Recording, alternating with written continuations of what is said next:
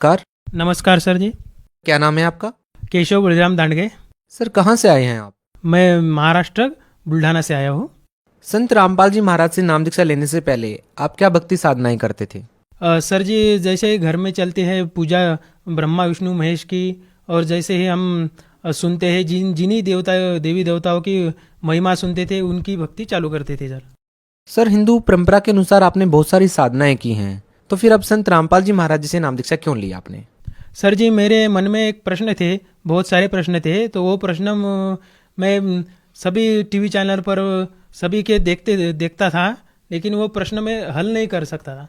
Sir क्या प्रश्न थे वो? प्रश्न थे कि सर, सभी गुरु जितने भारतवर्ष में बहुत सारे गुरु हैं, लेकिन मुझे लगता था कि इसमें एक ही गुरु है ऐसा जो सच्चा है, क्योंकि सभी गुरु अलग अलग ज्ञान बताते थे और सभी कहते थे कि हमारे पास पूर्ण मोक्ष है, और सभी अलग अलग बताते थे।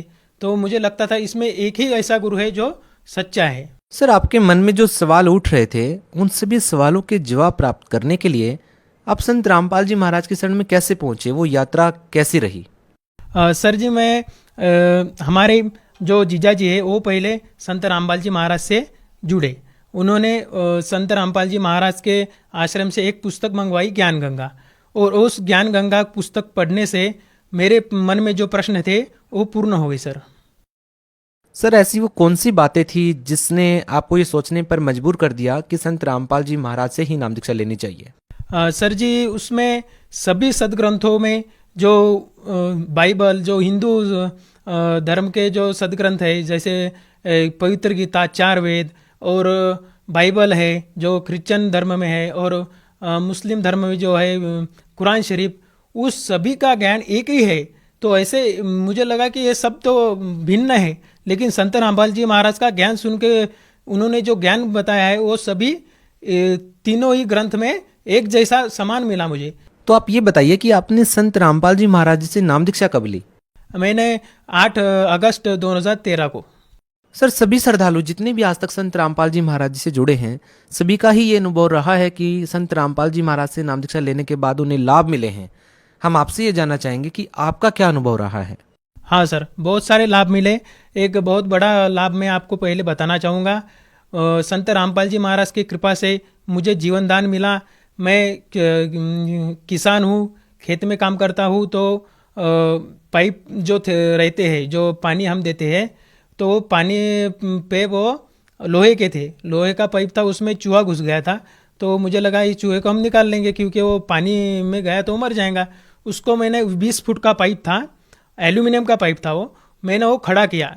तो मेरा ऊपर ध्यान नहीं था कि ऊपर लाइन गई हुई है, 3 फेज की बिजली की लाइन गई है, 3 फेज की। तो वो तीनों ही तार को वो पाइप लग गया, और वो सीधा पाइप मेरे दोनों हाथों में था। तो उस पार्किंग हुई, बहुत ही आग निकली, और एक तार टूट के नीचे गिर गया।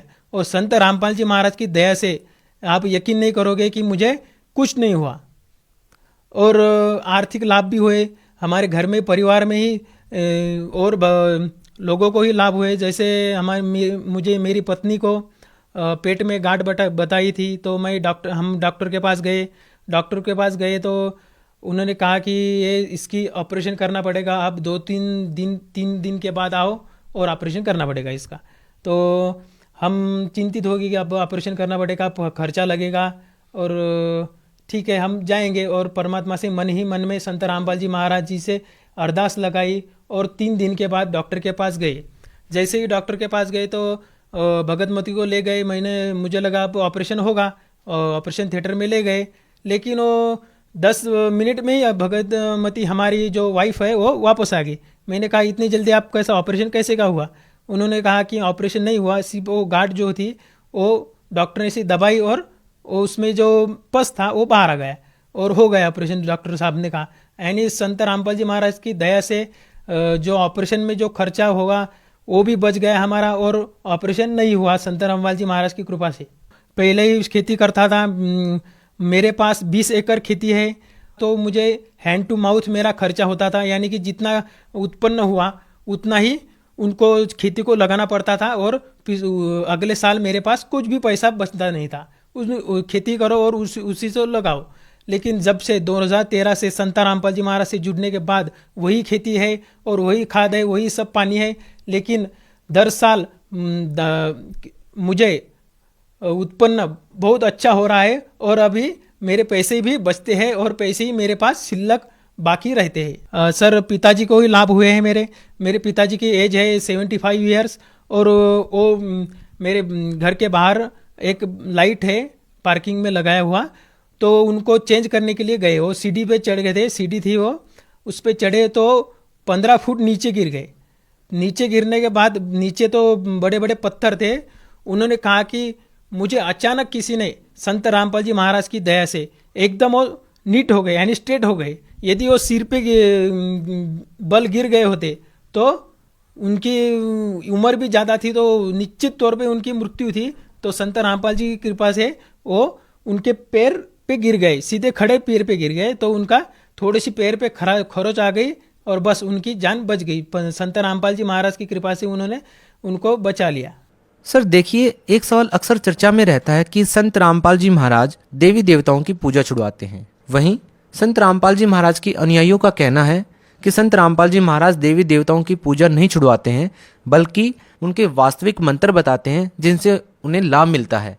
हम आपसे जानना चाहेंगे कि क्या सही है और क्या गलत। क्या संत रामपाल जी महाराज देवी देवताओं की पूजा छुड़वाते हैं? नहीं सर, ये बिल्कुल झूठ है, क्योंकि संत रामपाल जी महाराज सच्चाई बताते थे, सच्चाई बताते हैं, और सच्चाई बताना कुछ झूठ नहीं होता, जो ट्रू है।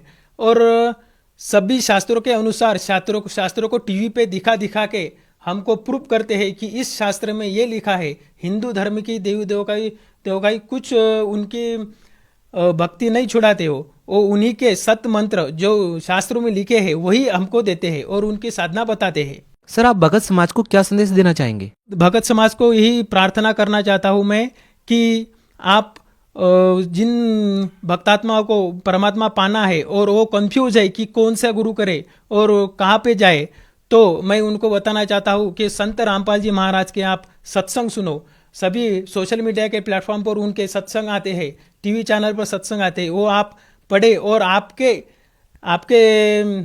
मन से आप सोचो और आप टैली करो, सदग्रंथों से टैली करो कि ये सच बताते हैं, और फिर संत रामपाल जी महाराज से आप नाम दीक्षा प्राप्त कर सकते हो। सर, बहुत बहुत धन्यवाद। धन्यवाद सर जी।